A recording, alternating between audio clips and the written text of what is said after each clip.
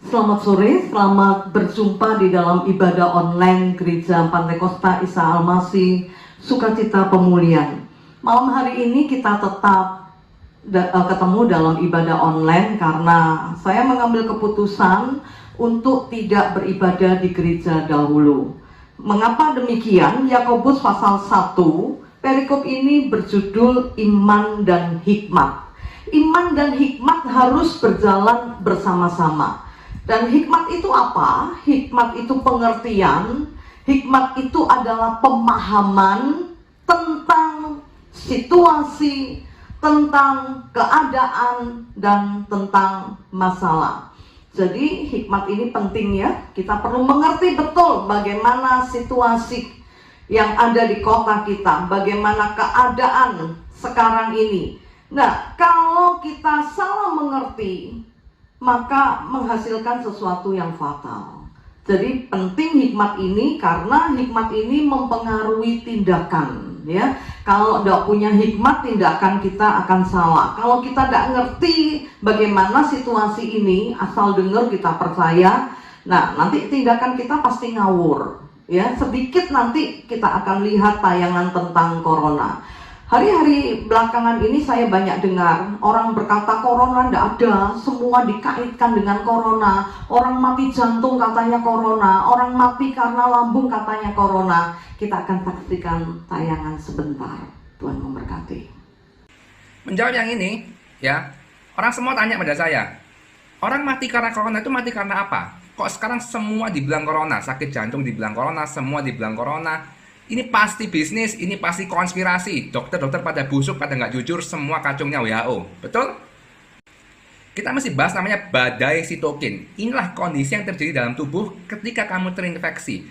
Badai sitokin itu berarti tubuh sangat meradang. Sehingga semua penyakit yang ada sebelumnya, semua langsung flare up. Corona memang paling mematikan pada orang dengan 3 penyakit penyerta. Hipertensi, diabetes, dan riwayat penyakit jantung. 3 ini memang yang utama. Makanya banyak kasus orang punya gagal jantung, ya dia sudah stabil sekian bulan, tiba-tiba dia menanjak, memburuk, langsung meninggal. Memang dia meninggal karena serangan jantung akhirnya, tapi dipicu oleh corona. Makanya kita selalu bilang, yang imunnya sehat, kuat nggak apa-apa, tapi hati-hati dengan keluarga di rumah yang imunnya nggak sehat atau ada penyakit yang lain.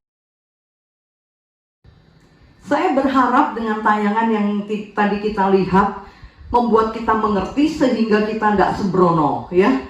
Karena punya pemikiran yang salah, oh corona sudah tidak ada.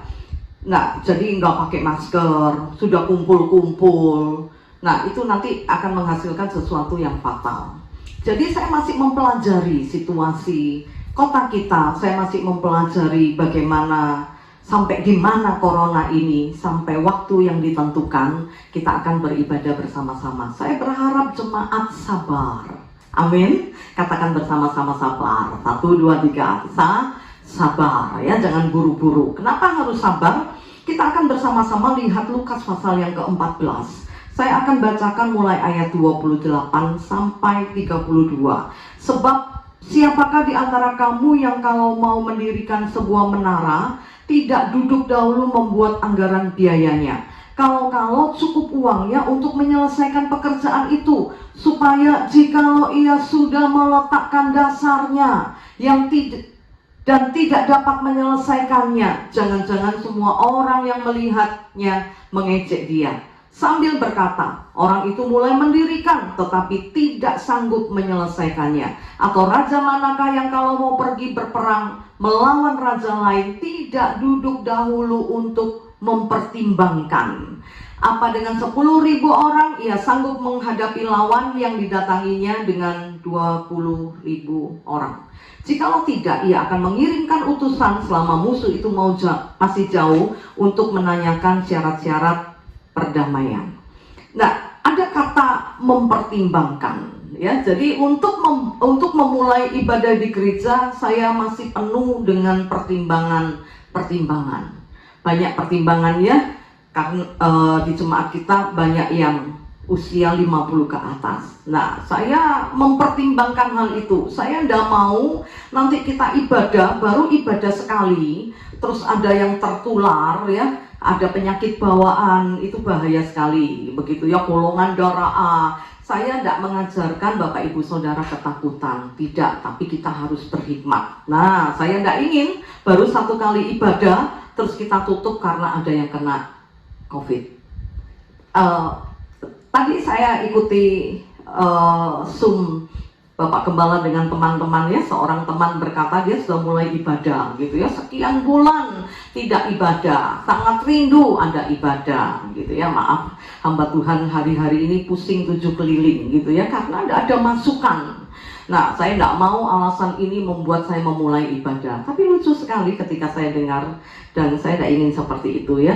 Nah, dia sudah, karena jemaat sekian, kapasitas gedung sekian, biasanya ibadah 2 kali, dia bikin 4 kali gitu ya, supaya jemaat bisa ibadah semua. Nah, target sekian orang, ternyata yang datang cuma beberapa orang. Dia pusing 7 keliling pikirin ini bagaimana begitu ya.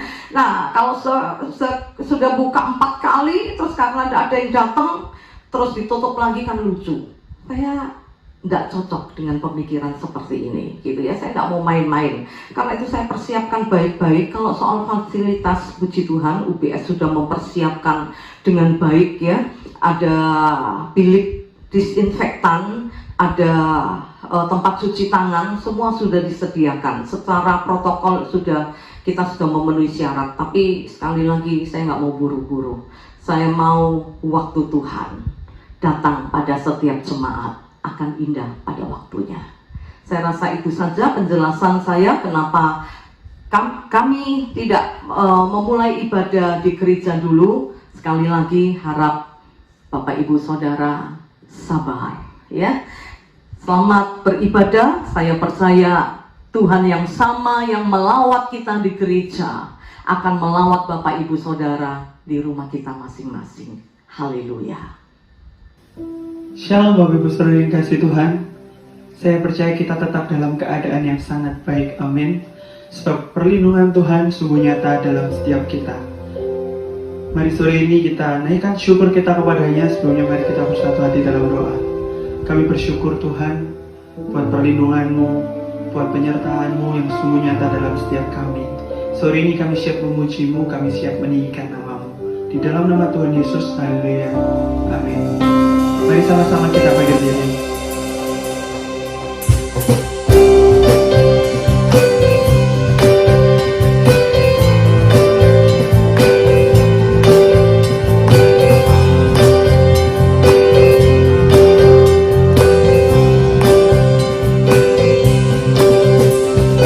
Ajarku berdiam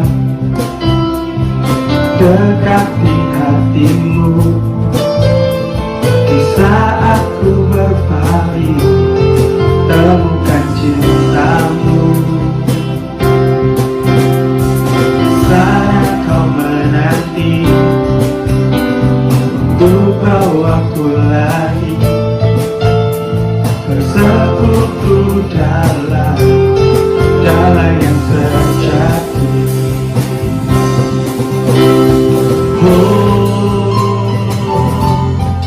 Ramah hadirmu,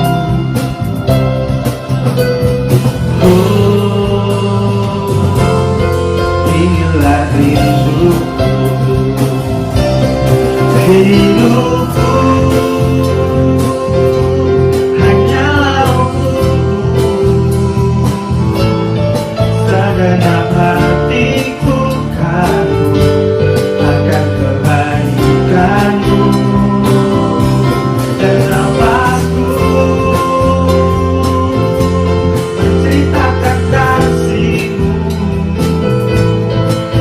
Aku berdiam dekat di hatimu.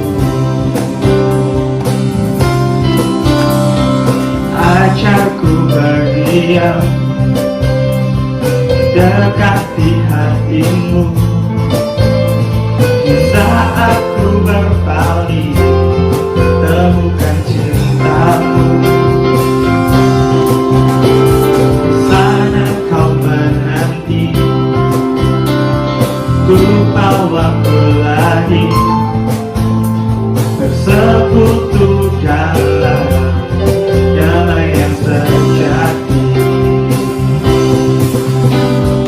Oh,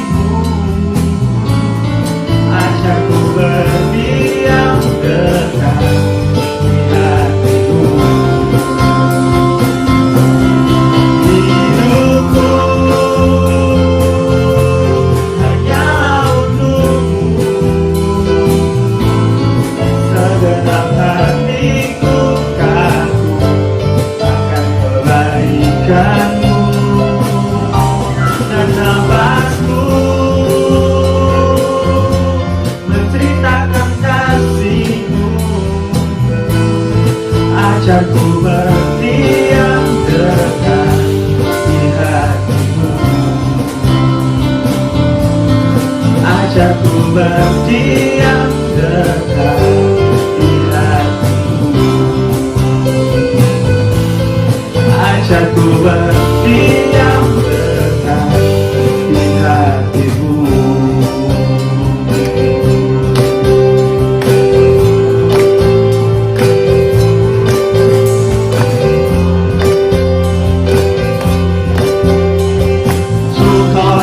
Luar biasa Tuhan, sampai selama-lamanya Engkau yang terbaik, Engkau yang terhebat bagi setiap kami.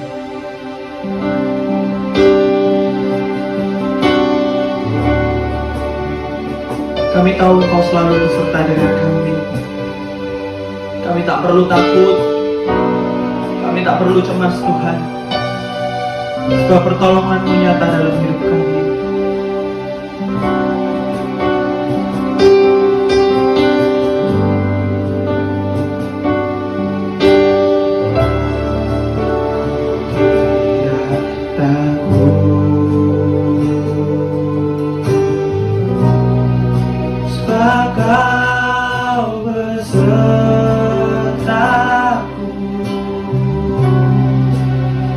Ku tidak bimbang, sebab Engkau Allahku. Engkau meneguhkanku, bahkan menolongku.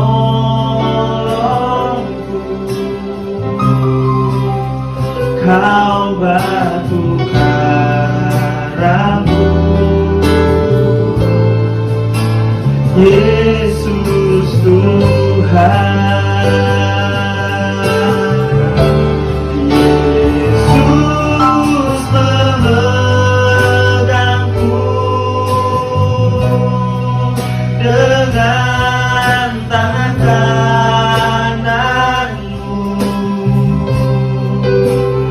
Yesus memberiku kemenangan.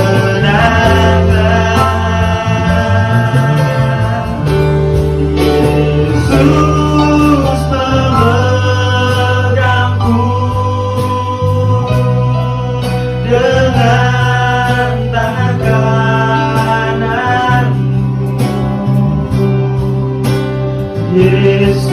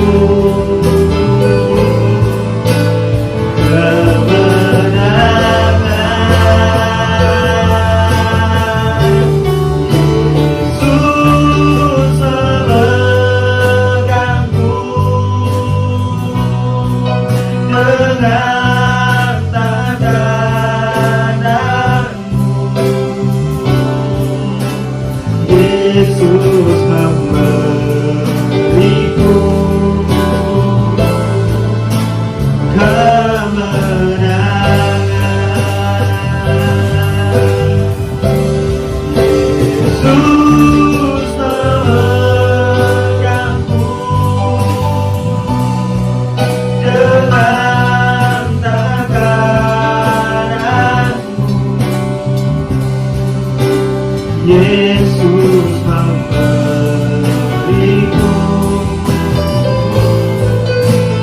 kemenangan.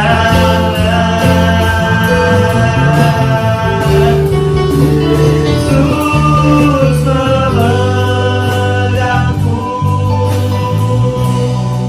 dengan tangan kananmu. Yesus memberiku kemenangan.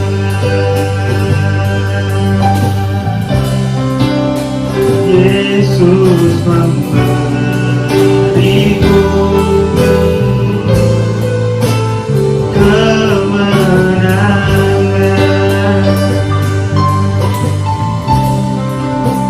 Yesus memberiku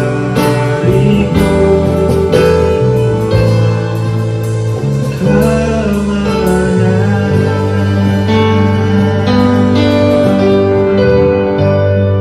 Orang yang duduk dalam lindungan yang maha tinggi dan bermalam dalam naungan yang maha kuasa akan berkata kepada Tuhan, tempat perlindunganku dan kubu pertahananku, Allahku yang kupercayai. Sungguh, Dialah akan melepaskan engkau dari jerat menangkap burung, dari penyakit sampar yang busuk. Dengan kepaknya Ia akan melindungi engkau, di bawah sayapnya engkau akan berlindung. Kesetiaannya ialah perisai dan pagar tembok. Engkau tak usah takut terhadap kedahsyatan malam, terhadap panah yang terbang di waktu siang, terhadap penyakit sampar yang berjalan di dalam gelap, terhadap penyakit menular yang mengamuk di waktu petang. Walau 1000 orang rebah di sisimu dan 10.000 di sebelah kananmu, tetapi itu tidak akan menimpamu. Engkau hanya menontonnya dengan matamu sendiri dan melihat pembalasan terhadap orang-orang fasik.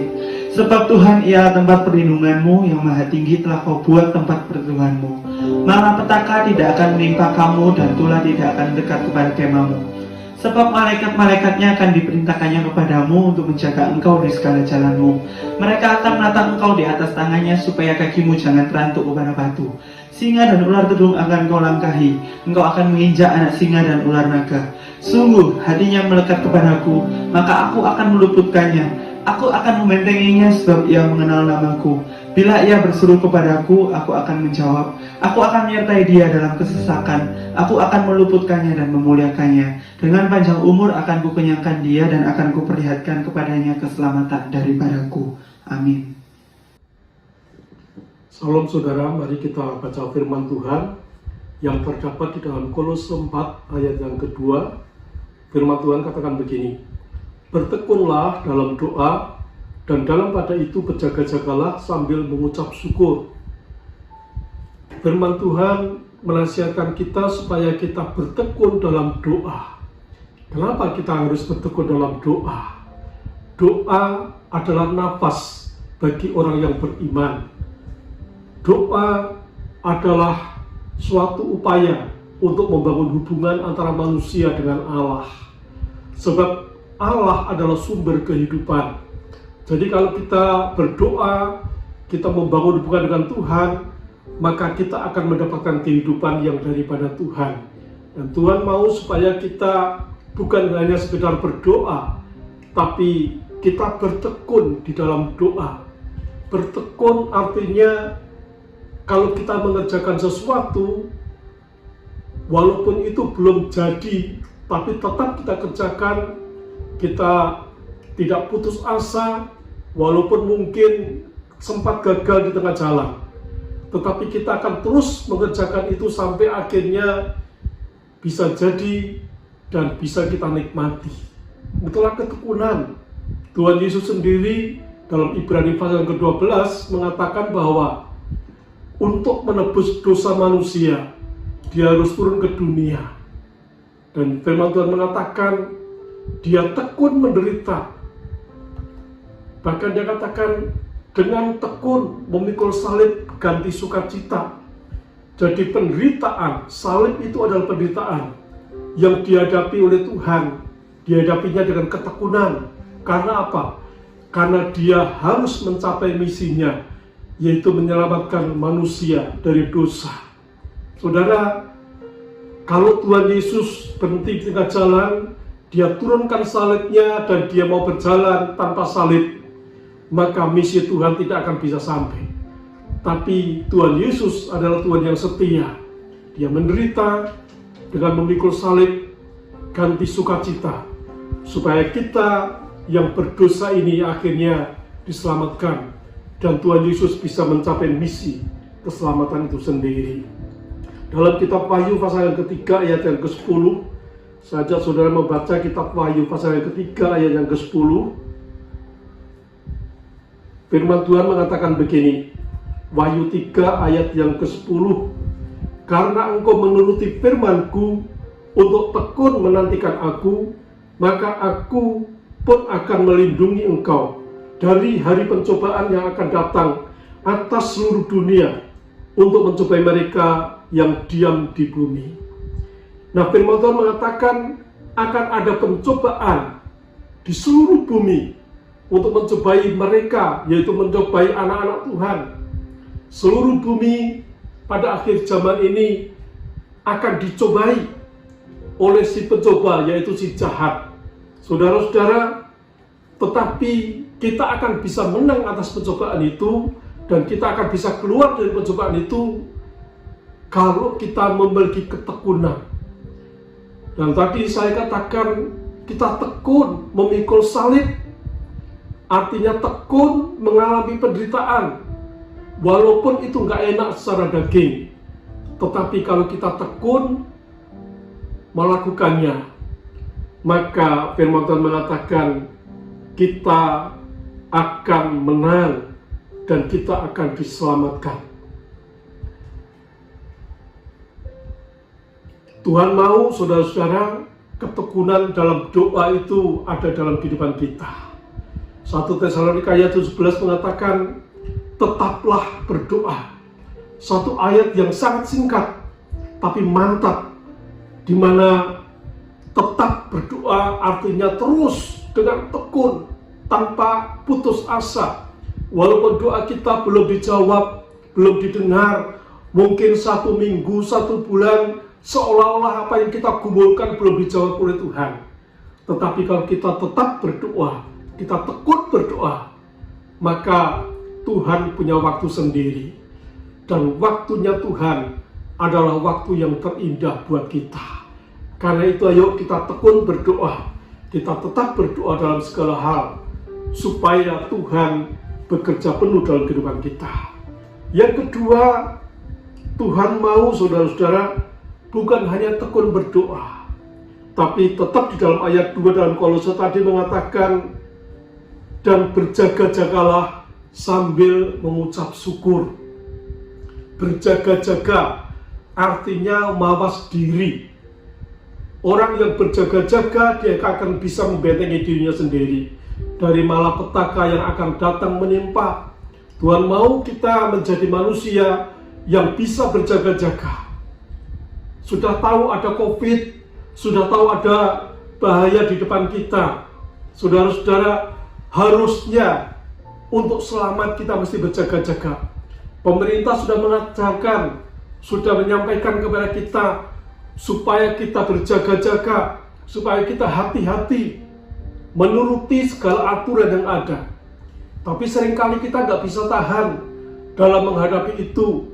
Kita pikir, itu kan orang lain yang kena, aku belum pernah kena.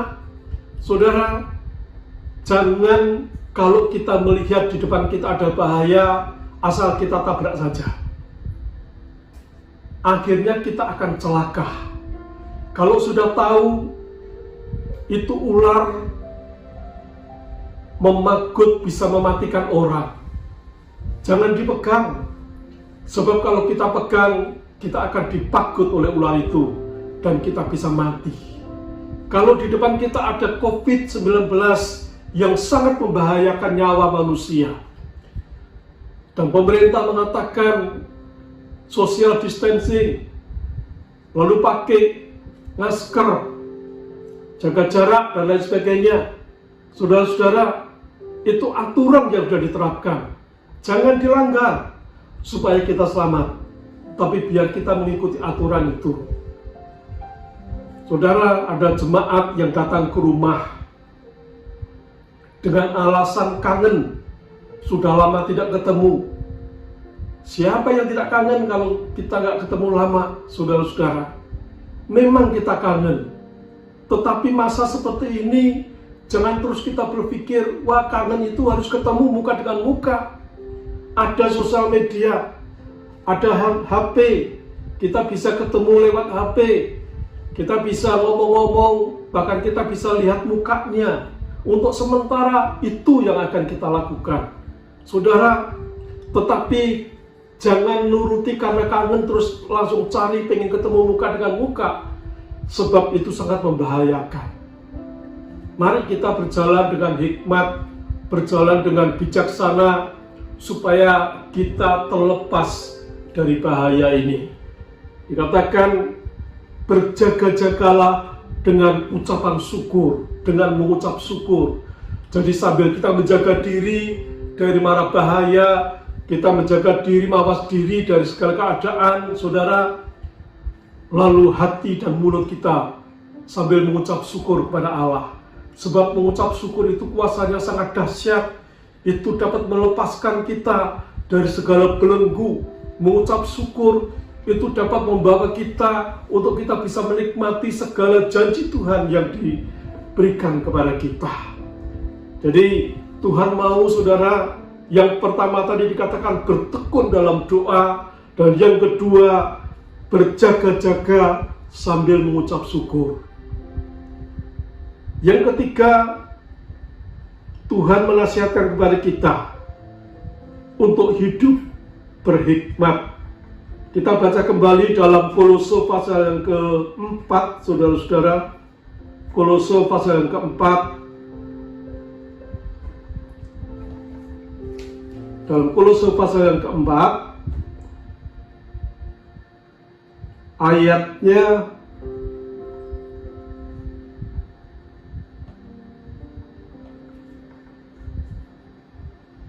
ayat 3 dan 4. Berdoa juga untuk kami supaya Allah membuka pintu untuk pemberitaan kami, sehingga kami dapat berbicara tentang rahasia Kristus yang karenanya aku dipenjarakan. Dengan demikian aku dapat menyatakannya sebagaimana seharusnya. Hiduplah dengan penuh hikmat terhadap orang-orang luar. Pergunakanlah waktu-waktu yang ada. Yang ketiga, Tuhan mau kita hidup dengan penuh hikmat. Apa itu hikmat? Hikmat adalah pikiran Allah sendiri. Hikmat adalah cara berpikir yang sesuai dengan firman Allah. Dapat membedakan mana yang baik dan tidak baik, mana waktu yang tepat dan mana waktu yang ini. Jangan keburu-buru untuk menantikan sesuatu, mendapatkan sesuatu. Tapi coba kita berdoa, minta hikmat Allah dalam memutuskan satu perkara. Kalau kita mengalami sesuatu, kita berdoa, kita minta hikmat Allah supaya kita salah dalam memutuskannya. Sehingga akhirnya kalau kita salah dalam memutuskan, itu mendatangkan celaka bagi kita sendiri. Tapi Tuhan mau kita hidup berhikmat, yaitu bisa memilah-milah mana yang harus kita lakukan dan mana yang harus kita buang, mana yang harus kita tinggalkan.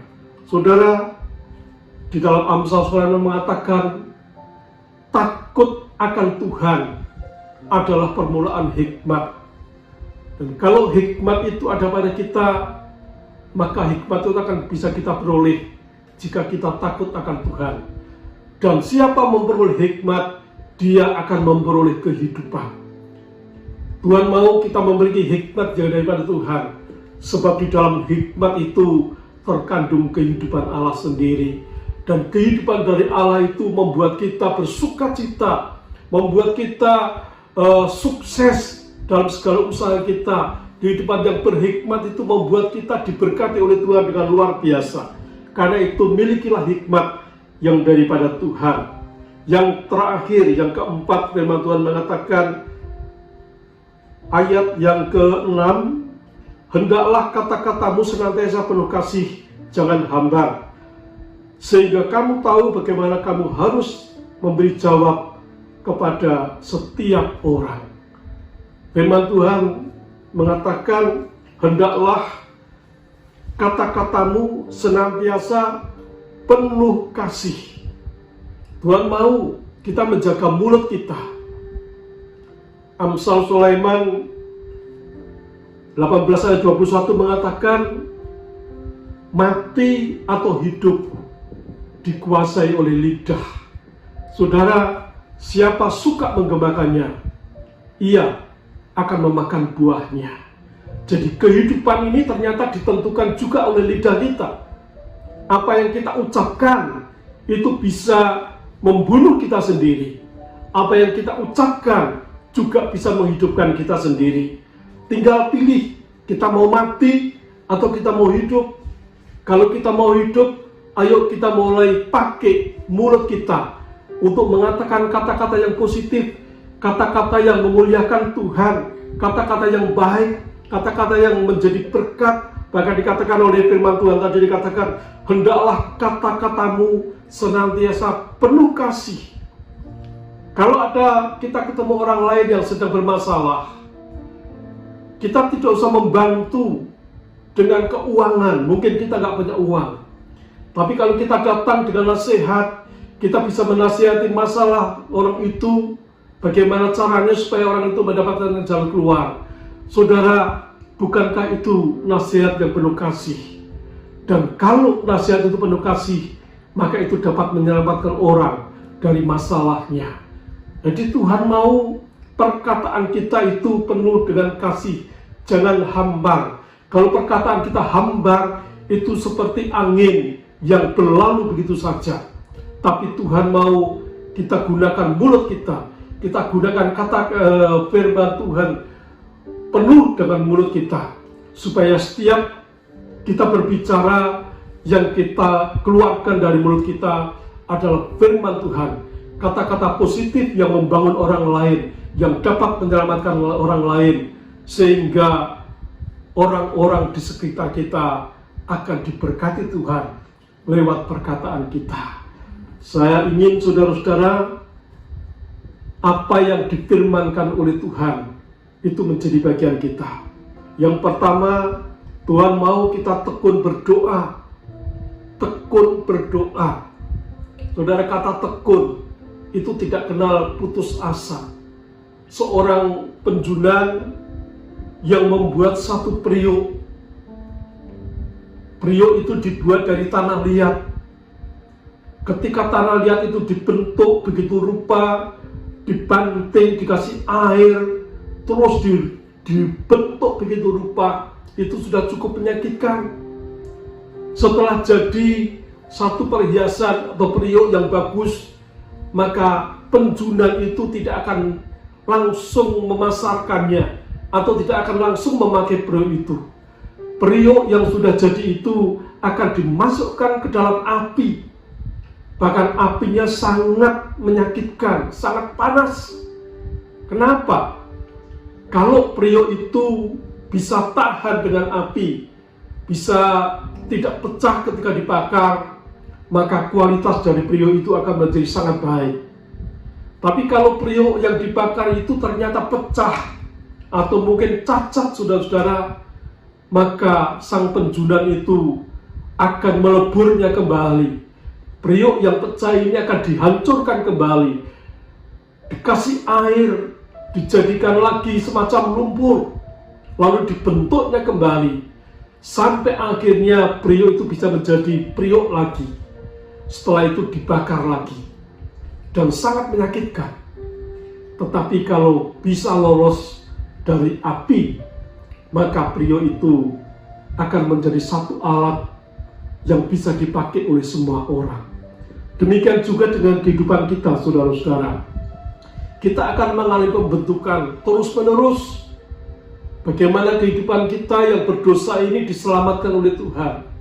Dibentuk lewat perkara-perkara yang tidak menyenangkan daging. Lewat pencobaan, lewat tantangan, mungkin krisis ekonomi yang sedang melanda dunia dan juga kita alami saat ini. Kita dibentuk. Apakah dalam kondisi seperti itu kita tetap tekun ikut Tuhan, tetap tekun berdoa kepada Tuhan, tetap tekun beribadah kepada Tuhan walaupun hanya di rumah, saudara-saudara. Tapi Tuhan mau ketekunan itu ada dalam diri kita. Kalau kita tetap tekun, maka akan tiba saatnya kita sampai di tempat tujuan, di mana waktu Tuhan telah tiba. Karena kalau waktu Tuhan telah tiba, saudara, maka Tuhan akan membuat yang terbaik yang akan kita nikmati. Waktu Tuhan itu sangat indah, tapi seringkali berlawanan dengan waktu kita. Ayo kita sabar dalam menghadapi pandemi ini. Tentunya ada banyak masalah, mungkin masalah ekonomi, masalah kesehatan, dan lain sebagainya. Tapi biar kita tetap pada jalan yang sudah ditentukan oleh Tuhan. Kita tunduk kepada peraturan-peraturan yang sudah diberikan oleh pemerintah kita. Peraturan itu diberi supaya kita semua selamat. Dan kalau kita tekun, tidak usah keluyuran ke sana kemari, tapi kita cukup beribadah di rumah. Belanja bisa belanja dari rumah juga. Dan saudara-saudara, maka nanti ketika sampai waktunya Tuhan, kita akan bersuka cita. Kita bisa beribadah bersama-sama, kita akan bisa menikmati sukacita bersama-sama. Pada saat itu, kita bisa berpelukan, bahkan mungkin kita bisa cubit-cubitan dan lain sebagainya. Karena tanda kasih, karena sukacita yang besar. Dan kalau kita mau tekun di dalam doa dan dalam pengiringan kita kepada Tuhan, maka kita akan melihat kemuliaan Allah dinyatakan. Yang kedua tadi dikatakan, berjaga-jaga sambil mengucap syukur. Jaga diri kita dari wabah yang ada di sekeliling kita, yang dapat membinasakan, yang dapat membunuh manusia. Jangan karena mikir aku sudah gak kuat menghadapi ekonomi yang seperti ini, terus kita serang aja, kita jalan aja. Tapi belajarlah kita menjadi manusia yang ketiga, yaitu memiliki hikmat, berhikmat, dapat memilih yang terbaik dari yang baik, dan lain sebagainya.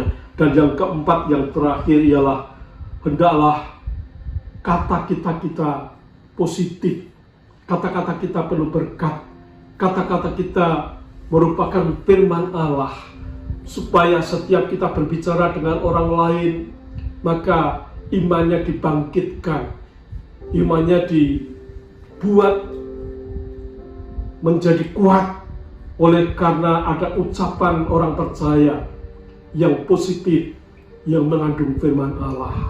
Saya percaya Tuhan akan memelihara kita sampai kita bisa menikmati seluruh janji Tuhan yang diberikan kepada saya dan saudara. Saya mau berdoa buat jemaat supaya kita tetap ada di dalam keadaan di mana Tuhan memilih kita. Bapa, berkati jemaat-Mu, biar mereka berani mengambil putusan untuk berjalan mengikuti jalan Tuhan dengan tunduk kepada peraturan-peraturan yang ada, dan juga belajar taat dan setia dalam mengiring Tuhan. Terima kasih. Meterikan firman-Mu. Dalam nama Tuhan Yesus kami mengucap syukur dan berdoa. Amin. Kiranya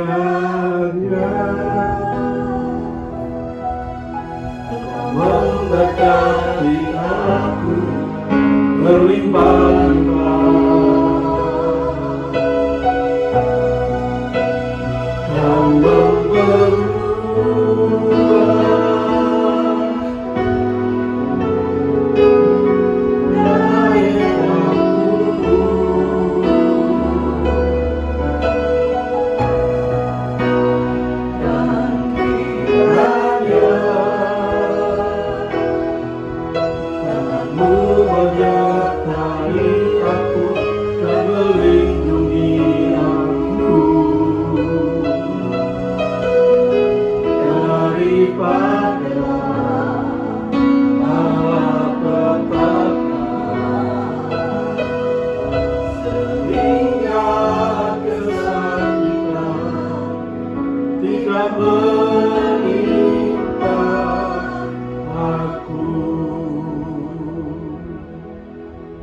kita tengadah kepada Tuhan.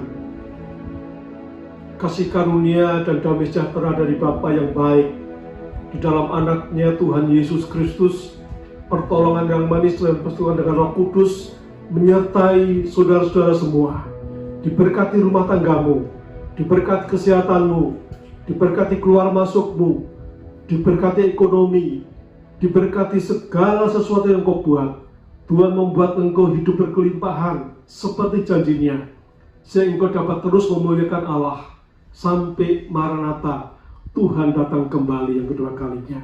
Di dalam nama Tuhan Yesus Kristus, yang percaya katakan bersama-sama, amin. Tuhan memberkati.